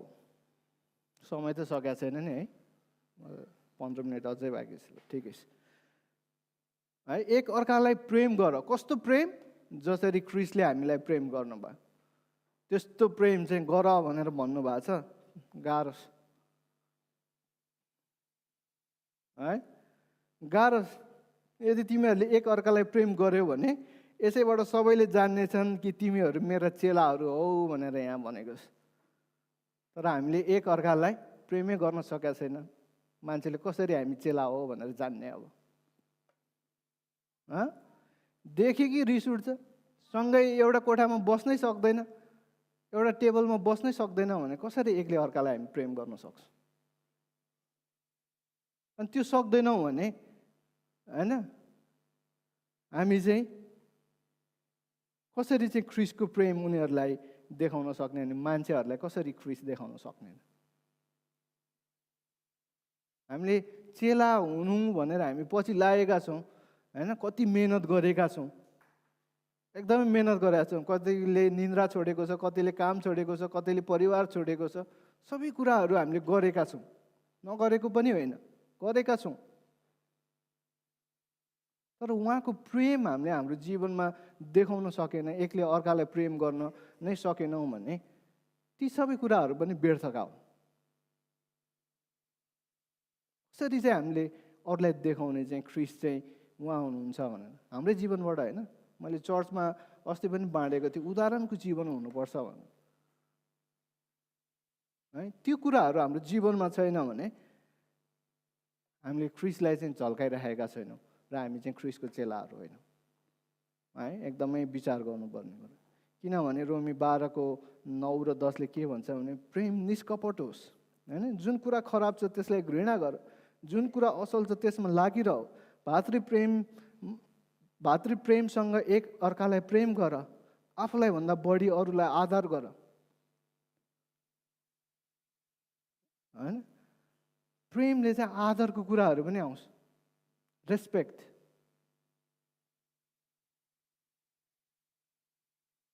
प्रेमले चाहिँ यदि तपाईँले आफ्नो आमा बुवालाई प्रेम गर्नुहुन्छ भने आदर पनि गर्नुहुन्छ, उहाँले भनेको कुरा मान्नु पनि हुन्छ है। तपाईँले यदि आमा बाउले भनेको कुरा मान्नुहुन्छ भने तपाईँले म आमा बुवालाई प्रेम गर्छु भनेर भन्नै पर्दैन। त्यो चाहिँ बाई डिफल्ट तपाईँहरूले चाहिँ प्रेम गरिरहनु भएको छ। प्रेम गर्छु भनेर हामी मुखले भन्ने कुरा होइन कि I love you I love you I love you मात्र भनिराख्ने त्यो प्रेम होइन। कसरी हामी जिउँछौँ, कसरी हामीले चाहिँ हाम्रो जीवनबाट प्रेम देखाउँछौँ, त्यो कुरा चाहिँ महत्त्वपूर्ण छ है। भनाइको केही अर्थ राख्दैन। कतिपल्ट मान्छेलाई त्यो सुन्न मनपर्छ होइन। कतिपल्ट हामी फेसबुकमै भन्छौँ नि, सँगै अब श्रीमान श्रीमती सँगै हुन्छ तर फेसबुकमा लेखौँ आई लभ माई वाइफ के भनेर, आई लभ यु भनेर होइन, ह्याप्पी बर्थडे के भनेर संसारलाई सुनाउँछौँ।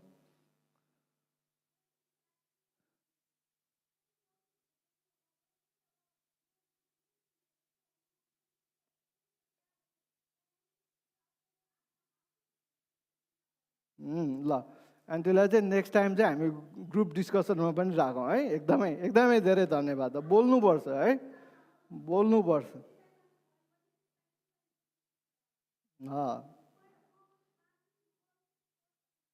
मिल्दैन।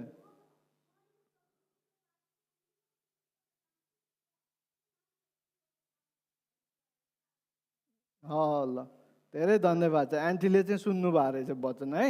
यो धेरै धन्यवाद। अरू पनि बोल्नु पर्यो।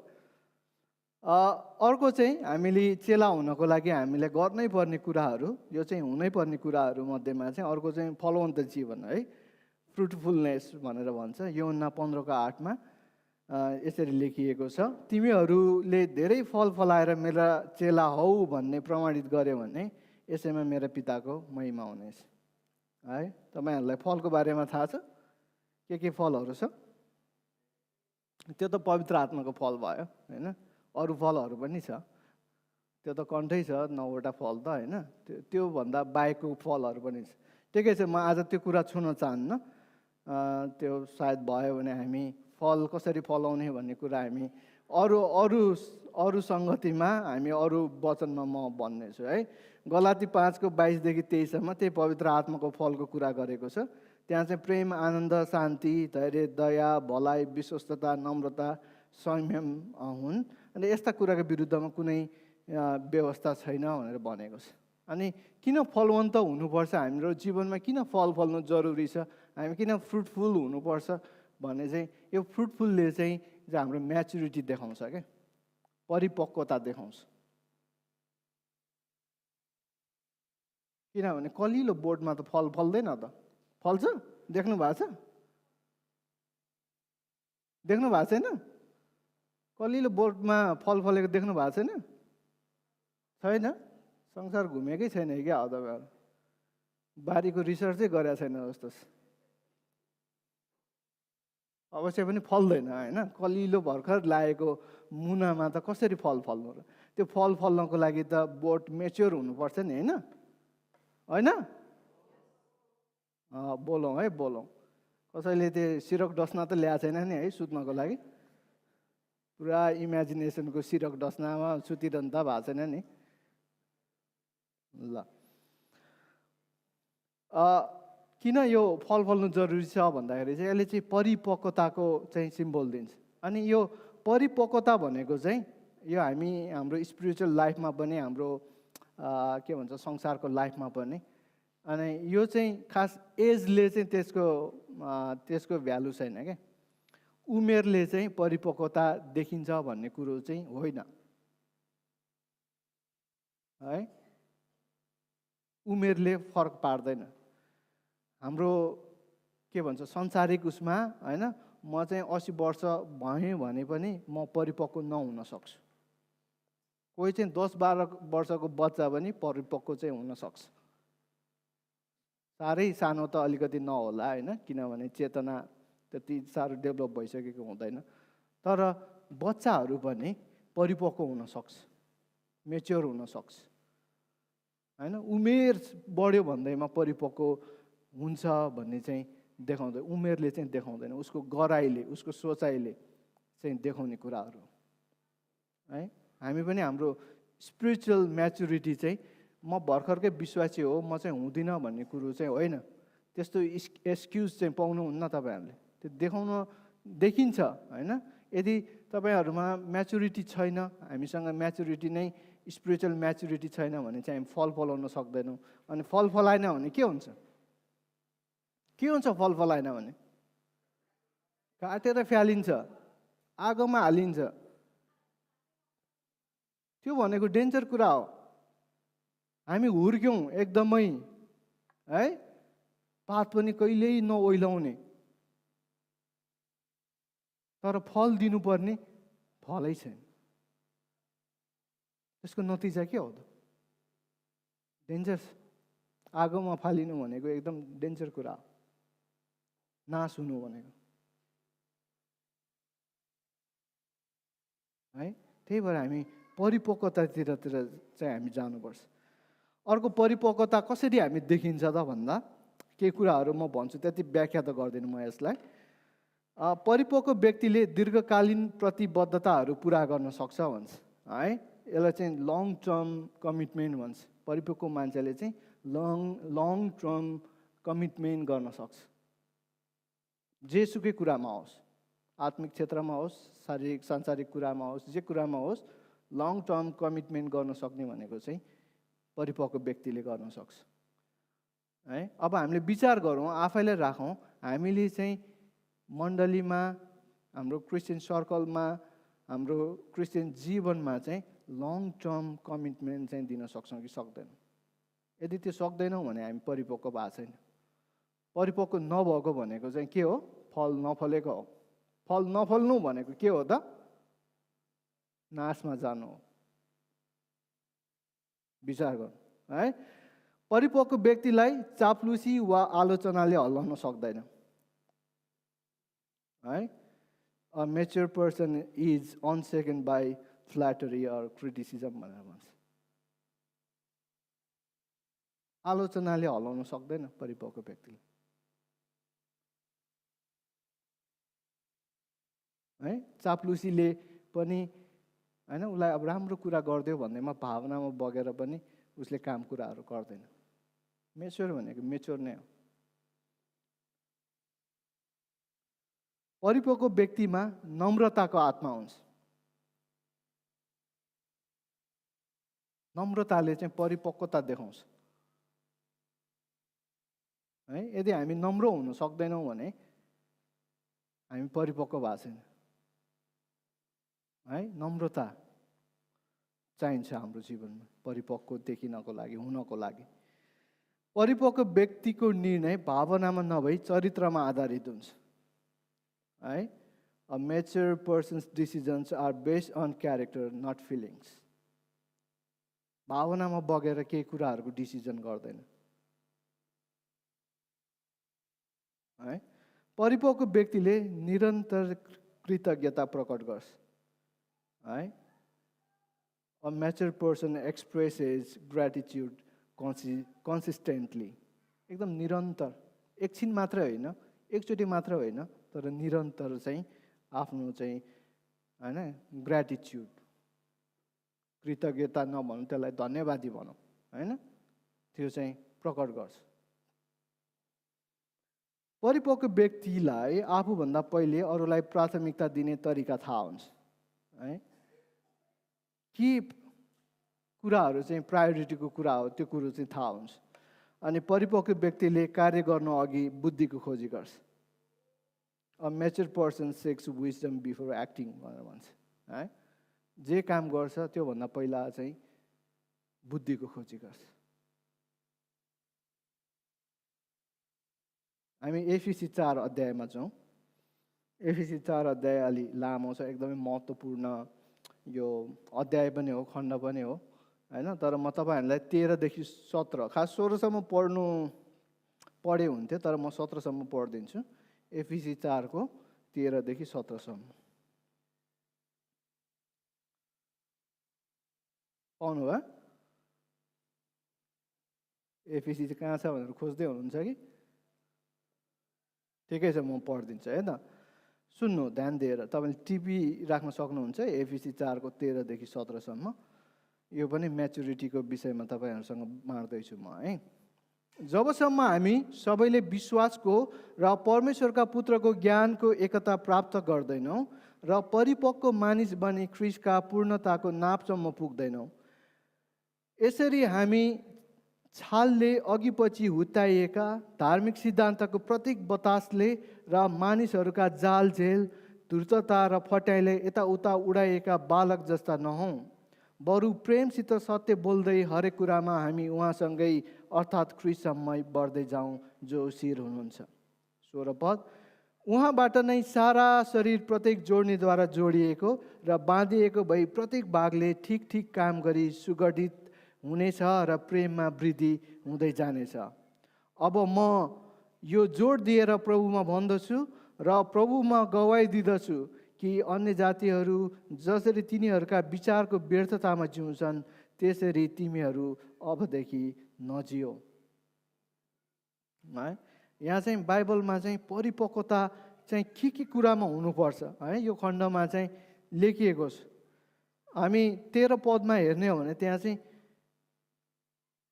परिपक्व व्यक्तिमा चाहिँ ख्रीष्टको जस्तै हैन स्वभाव हुनु चाहिँ समावेश हुनु चाहिँ जरुरी छ क्राइस्ट लाइकनेस भनेर भन्छ है ख्रीष्ट जस्तै स्वभाव हुनु चाहिँ जरुरी छ अनि 14 पदमा तपाईले हेर्ने हो भने परिपक्व व्यक्तिमा के समावेश छ भने त्यसमा चाहिँ स्थिर धार्मिक सिद्धान्त समावेश भएको छ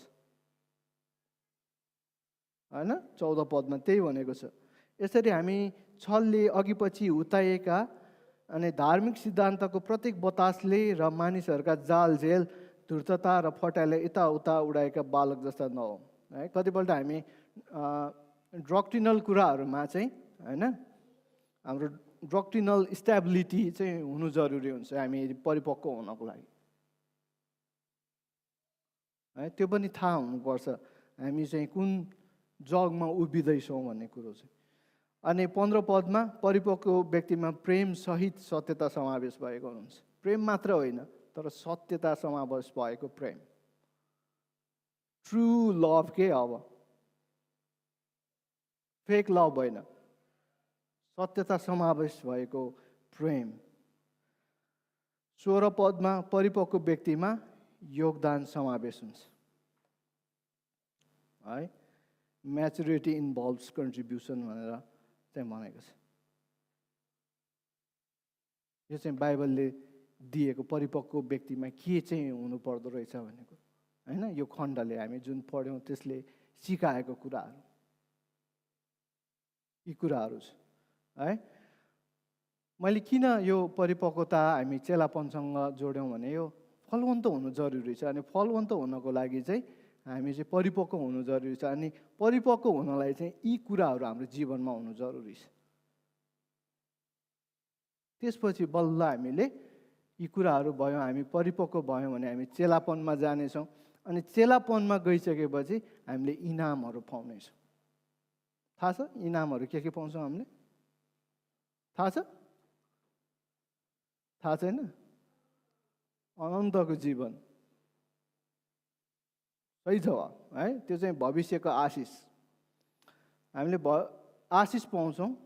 त्यो चाहिँ भविष्यको आशिषमा चाहिँ चेलापनको इनाममा चाहिँ हामी सुरुमा चाहिँ परमेश्वरको क्रोधबाट बचाइनेछौँ। रोमी 5:9 भन्छ होइन, उहाँको रगतद्वारा धर्मी ठहरिएका हुनाले झन् बढी हामी परमेश्वरको क्रोधबाट उहाँद्वारा बचाइनेछौँ। अनि परमेश्वरको क्रोधबाट बचिसकेपछि के हुन्छ भने प्रकाश 21:1-8 है, लामो छ। प्रकाश 21:1-8 तब मैले नयाँ आकाश र नयाँ पृथ्वी देखेँ, किनकि पहिलो आकाश र पहिलो पृथ्वी बिति गएका थिए, समुद्र त अब छँदै थिएन। अनि मैले परमेश्वरबाट दुलाको निम्ति दुलै जस्तै गरी सिँगारिएर तयार पारिराखेकी अर्थात् पवित्र सहर नयाँ यरुशलेम स्वर्गबाट तलतिर झरिरहेको देखेँ। सिंहासनबाट यसो भन्ने एउटा चर्को स्वर मैले सुने, हेर परमेश्वरको बास मानिसहरूसँग भएको छ, उहाँ तिनीहरूसँग बास गर्नुहुनेछ र तिनीहरू उहाँका प्रजा हुनेछन् र परमेश्वर आफै तिनीहरूका परमेश्वर भएर तिनीहरूसँग रहनुहुनेछ। उहाँले तिनीहरूका आँखाको आँसु पूर्ण रूपले पुसिदिनुहुनेछ र फेरि मृत्यु नै हुने छैन र शोक र पीडा पनि हुने छैन, किनकि पहिलेका कुराहरू बितिसकेका छन्। सिंहासनमा विराजमान हुनुहुनेले मलाई भन्नुभयो, हेर म सबै कुरा नयाँ तुल्याउँछु। उहाँले यसो पनि भन्नुभयो, यो लेख, यी कुराहरू भरपर्दा र सत्य छन्। उहाँले मलाई भन्नुभयो, अब सिद्धियो, म अल्फा र ओमेगा हुँ, आदि र अन्त्य म नै हुँ। तिर्खाउनेहरूलाई जीवनका पानीको मुहारबाट म सित्तैमा दिनेछु। जसले विजय प्राप्त गर्छ त्यसले यो उत्तराधिकार पाउनेछ र म त्यसका परमेश्वर हुनेछु र त्यो चाहिँ मेरो छोरो हुनेछ। तर डरपोकहरू, अविश्वासीहरू, घिनलाग्दा भएकाहरू, हत्याराहरू, व्यभिचारीहरू, जादुगरहरू, मूर्तिपूजकहरू र झुटा बोल्नेहरू सबैको हिस्सामा आगो र गन्धक दन्कने कुण्डमा हुनेछ। यो चाहिँ दोस्रो मृत्यु हो। हेर्नु त यहाँ कति धेरै आशिषको, भविष्यमा पाउने आशिषको कुरा लेखेको छ। जसले चाहिँ प्रभुको कुरा मान्दैन ऊ चाहिँ दोस्रो मृत्युमा जान्छ। तर जसले चाहिँ होइन प्रभुको वचनमा रहेर काम गरेको छ, उहाँको चेलापनमा आएको छ, उहाँले भनेको अनुसार जीवनहरू जिएको छ, त्यसलाई कति धेरै आशिष उहाँले दिनुभएको छ। मृत्युबाट छुटाउनु भएको छ। मृत्युबाट छुटाउने मात्रै होइन, उत्तराधिकारी पनि बनाउनु भएको छ है। त्यो चाहिँ भविष्यको आशिष हामीले पाउँछौँ। अहिले वर्तमानमा चाहिँ हामीले के पाउँछौँ त? अब हामी अपमान त पाइहाल्छौँ, दुःख पीडा पनि पाइहाल्छौँ, तर वर्तमानमा हामीले के इनाम पाउँछौँ?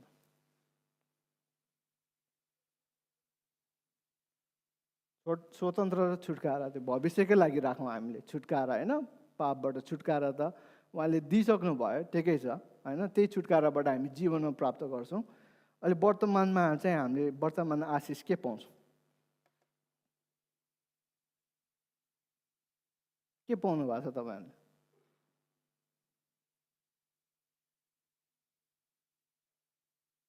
गाडी, शान्ति, आनन्द। Very good. शान्ति आनन्द पाउनु भएको छ आन्टीले, एकदम चाहिने कुरा।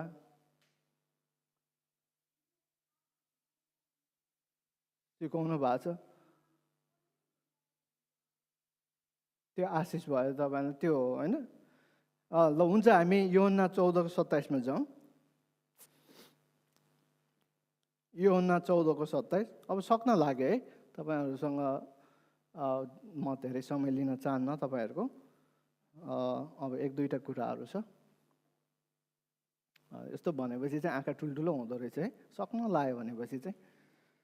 जे हो, सुनिरहनु भएको छ, खुसी लाग्छ क्या मलाई चाहिँ। ल जानुभयो योहन्ना 14:27? जानुभयो? योहन्ना त थाहा हुन्छ होला हौ सबैलाई है। योहन्ना 14:27 मा, शान्ति म तिमीहरूसँग छोडिराख्छु, म आफ्नो शान्ति तिमीहरूलाई दिँदछु, संसारले दिए जस्तो म तिमीहरूलाई दिँदैन, तिमीहरूको हृदय व्याकुल नहोस् र भयभीत नहोस् है। आन्टीले भन्नुभएको ठिक, शान्ति चाहिँ उहाँले हामीलाई आशिषको रूपमा चाहिँ दिनुहुन्छ, अहिलेको इनाम स्वरूप। छ त हाम्रो जीवनमा शान्ति? छैन? छैन भने चाहिँ हामी चेलापनमा पुगिसकेका छैनौँ। शान्ति चाहिँ हुन्छ, हुनुपर्छ। हाम्रो हृदय अझै व्याकुल र भयभीत छ भने है, हामी पूर्ण रूपमा चाहिँ चेलापनमा हामी जान चाहिँ सकेको छैनौँ।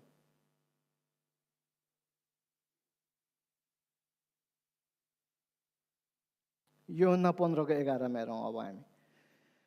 योहन्ना 15:11। मैले यी कुरा तिमीहरूलाई यसै कारण भनेको छु कि मेरो आनन्द तिमीहरूसँग होस् र तिमीहरूको आनन्द भरिपूर्ण होस्। अर्को आशिष के रहेछ? आनन्द है, joy. Joy to the Lord भन्छ नि है। एकदमै एकदमै त्यो के भन्छ, यो यस्तो किसिमको आनन्द हो, मतलब आशिष हो। कतिपल्ट हाम्रो जीवनमा दुःख हुँदाखेरि पनि, एकदम पीडामा हुँदा पनि हामी आनन्दित गर्न सक्छौँ है। खुसी हुनु फरक कुरा हो। खुसी र आनन्दको के भन्छ सम्बन्ध त्यति छैन। खुसी हुनु र आनन्द हुनु भनेको डिफ्रेन्ट कुरा हो। हामी खुसी नहौँला केही कुरामा, हाम्रो जीवनमा दुःख पर्दा खुसी त हुने कुरा भएन होइन। तर जीवनमा दुःख हुँदा पनि हामी चाहिँ आनन्दित हुन सक्छौँ है। उहाँले दिनुभएको आनन्द चाहिँ उहाँले हामीलाई आनन्दले भरिपूर्ण होस् भनेको छ। फिलिपी 4:4 त सबैलाई कन्ठै छ होला है, प्रभुमा सधैँ आनन्द गर भने। फेरि पनि भन्दैछु आनन्द गर है, भनेको भनै छ आनन्द गर, आनन्द गर। हामी आनन्दै गर्न सकेका छैन। किन त्यस्तो भइरहेछ? किनभने हामी चेलापनमा पुगेकै छैन। त्यही भएर हाम्रो मनमा, हाम्रो जीवनमा आनन्द गर्नै छैन, शान्ति नै छैन, आनन्द कुरै छैन है। यो कुरा छैन भने हामीले चाहिँ अलि सिरियस हुनुपर्छ है प्रिय हो, एकदमै सिरियस हुनुपर्छ। हाम्रो जीवनमा परमेश्वरले दिनुभएको आशिष चाहिँ हाम्रो जीवनमा छैन भने चाहिँ हामी सिरियस हुनुपर्छ। हामीले आशिष चाहिँ हाम्रो जागिरमा, यो कामको लागि, घरको लागि, गाडीको लागि मात्र होइन। त्यो भएर पनि हाम्रो जीवनमा आनन्द शान्ति छैन भने व्यर्थको हो। त्यो आशिष होइन, संसारको कुरोहरू आशिष होइन। यदि तपाईँ खान नपाएर पनि तपाईँ आनन्दित हुनुहुन्छ भने प्रभु तपाईँमा हुनुहुन्छ।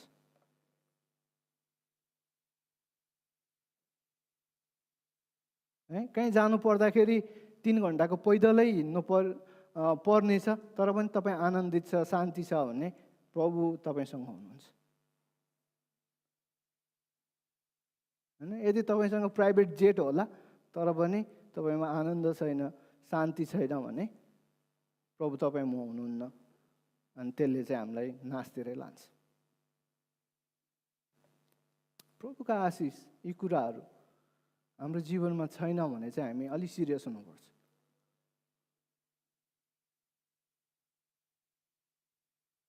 है अर्को आशिष छ, धेरै आशिषहरू छन् तर मैले 3टा मात्रै लिएको छु।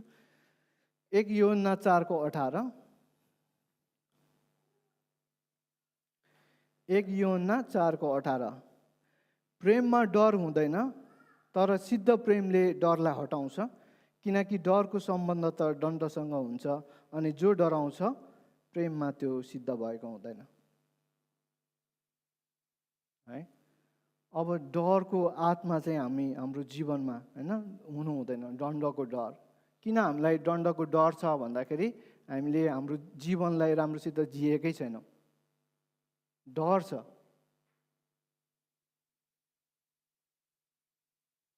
है तर परमेश्वरको प्रेम यदि हामीले प्राप्त गर्ने हो भने, उहाँको प्रेमलाई महसुस गर्ने हो भने यी कुराहरू हटेको छ। अब दण्ड हाम्रो जीवनबाट हटेको छ।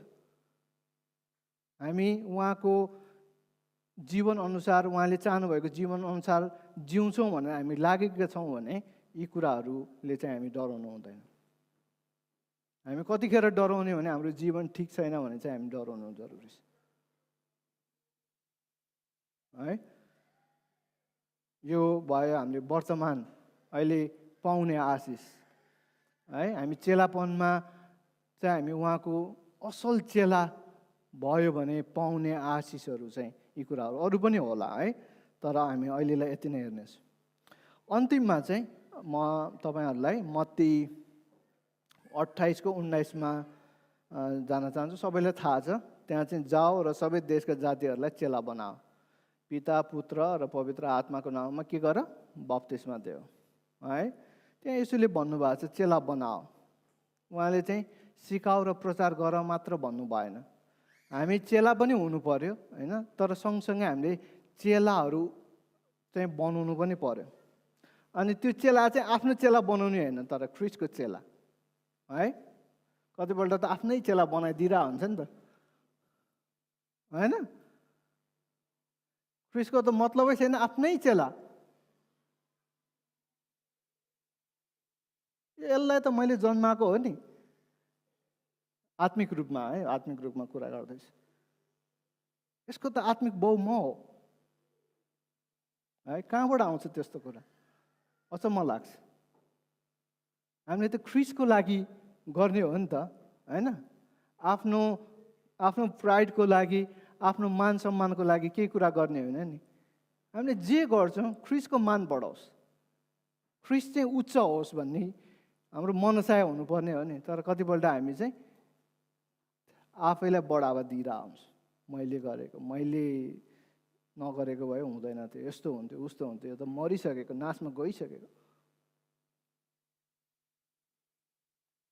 है यसरी चाहिँ हामी चेलापनको चाहिँ हामी अभ्यास गर्न सक्दैनौँ क्या। चेलापनको सही अभ्यास चाहिँ होइन। हामीले प्रचार गर्नुपर्छ, सिकाउनुपर्छ, साथसाथ हामी चेलापनमा चाहिँ उनीहरूलाई चेलापनबाट परिपक्वतातिर चाहिँ हामी डोराउनुपर्छ। हामी परिपक्व क्रिस्चियन हुनलाई चाहिँ हामीले सहायता गर्नुपर्छ। अनि यदि व्यक्तिहरू परिपक्व भयो भने अनि मण्डली बलियो हुन्छ क्या। है मण्डली चाहिँ विश्वासयोग्य हुन्छ। अनि प्रकाशको पुस्तकमा लेखिएको जस्तो दाग परेको, चौरी परेको मण्डली होइन, तर प्रतापी मण्डली, होइन? ख्रिस्टको दुलही चाहिँ हुनसक्छ। आमेन। त्यही भएर यो सहकार्यमा तपाईँहरू जान चाहनुहुन्छ त? चाहनुहुन्छ? चेलापनमा जानु चाहनुहुन्छ? सोच्नुहोस्। है धेरै कम एन्सर आयो, सोच्नुहोस्। सोच्नु जरुरी छ। हजुर मैले सुनेन तपाईँले। बन्नु पर्यो, बनाउनु पनि पर्यो। आफू मात्र चेला भएर आफू मात्र बाँच्दिने होइन? स्वर्गमा एक्लै त कस्तो नरमाइलो होला नि, होइन? सँगैको आफन्तलाई, साथीभाइलाई सबैले लगाउँ, स्वर्गमा हामी परमेश्वरसँग होइन रमाइलो गरौँ उहाँको उपस्थितिमा। परमेश्वर पनि खुसी हुनुहुन्छ क्या हाम्रो काम देखेर। हामी उहाँको सन्तानहरूलाई चाहिँ बचाउँदैछौँ। बचाउने भनेको कुरो चाहिँ जहिले पनि ठुलो कुरा हो, परमेश्वरले चाहनु भएको कुरा, अनि त्यो चाहिँ हाम्रो जीवनबाट चाहिँ पुरा भएको होस्। आमेन। हुन्छ, हामी सानो प्रार्थना गरौँ, त्यसपछि म हाम्रो सञ्चालकज्यूलाई अगाडि बोलाउन चाहन्छु अनि हामी अर्को सेसनमा जानेछौँ। हुन्छ। परमेश्वर पिता, हामी तपाईँलाई धन्यवाद धन्यवाद धन्यवाद दिँदछौँ। आदर भक्ति महिमा प्रशंसा प्रभु तपाईँलाई, किनभने सबैको योग्यको परमेश्वर तपाईँ हुनुहुन्छ। अनि जुन दिन तपाईँले आज दिनुभएको छ, अनि यो दिनमा साँच्चै नै आज हामी एकदमै भोकाएर आएका छौँ, एकदमै तृषित भएर आएका छौँ। तपाईँको स्वर्गीय कुराहरू लिनको लागि, रिसिभ गर्नको लागि हामी तयार भएर आएका छौँ। परमेश्वर पिता, हामी जतिलाई तपाईँले प्रभु आफ्नो वचनद्वारा सिकाउनु भएको छ, यो प्रभु मानिसद्वारा एकदमै कमजोरीमा, मद्वारा एकदमै कमजोरीमा यो वचनहरू छरिएको छ प्रभु, तर प्रभु त्यसमा काम गर्ने प्रभु तपाईँ हुनुहुन्छ। हे प्रभु, तपाईँको आत्माले सबैलाई डोर्याउनु भएको होस्, चेलापनतिर हामी जानको निम्ति, तपाईँको असल चेला हुनको निम्ति हामीलाई सिकाउनुहोस् प्रभु। जुन प्रभु तपाईँले चाहनु भएको छ हाम्रो जीवनमा, जुन इच्छा छ प्रभु, त्यो चाहिँ पुरा भएको होस्, यही बिन्ती प्रार्थना छ। धन्यवाद छ अझै पनि बाँकी समयको लागि, बाँकी सेसनहरू तपाईँको हातमा राख्दछौँ। लिनुहोस् प्रभु, अझ आत्माले भरिपूर्ण गर्नुहोस्, अझै जोस दिनुहोस्। हाम्रो निन्द्राको आत्मा, यो अल्छीको आत्मा, सबै कुरालाई प्रभु तपाईँले नै रोक्नु भएको छ, हटाउनुहोस् प्रभु, यही बिन्ती प्रार्थना छ। धन्यवाद छ, बाँकी समय तपाईँको हातमा राख्दछौँ, लिनुहोस्। आशिष माग्छौँ प्रभु येशू ख्रीष्टको नाममा, आमेन। हुन्छ, यो समय म सञ्चालकलाई दिन चाहन्छु। म तपाईँहरूको माझबाट बिदा हुन्छु। सबैलाई जय मसीह।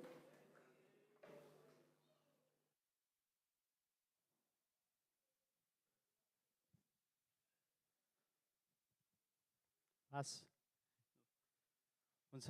हाम्रो भेनाल धेरै धन्यवाद दिन चाहन्छु। उहाँले तेस्रो सेसनमा हामीलाई चेलापनको विषयमा बुझाइदिनु भएको छ। आमेन। तपाईँले धेरैजना आशिषित हुनुभयो। मेन हामीले वचनमाबाट हामीले सिकेका छौँ चेलापनको बारेमा। अब हामीसँग ब्रेक रहेको छ। हामीसँग 5:14 भएको छ मेरो घडीमा, सायद सबैको घडी 5:14। हामी ट्याक्कै 15 मिनट हामी ब्रेक लिनेछौँ। अनि हामी 5:30 मा हामी फेरि फोर्थ सेसन हामी लिइहाल्नेछौँ। अनि तपाईँहरूलाई यो ब्रेकको समय म दिन चाहन्छु। तपाईँहरू रिफ्रेस गर्नु होला। अब फेरि हरेकचोटि ब्रेकमा खाजा दियो भन्दा फेरि भरे डिनर पनि तपाईँ खाने ठाउँ हुन्न होइन। अनि अहिले चाहिँ तपाईँहरूलाई ब्रेक मात्र म भन्न चाहन्छु। तपाईँहरू रिफ्रेस हुनु होला, वासरुम जानु होला भनेर भन्न चाहन्छु। ट्याक्कै हामी 5:30 मा यहाँ भेला भइसक्नेछौँ। 5:30 मा।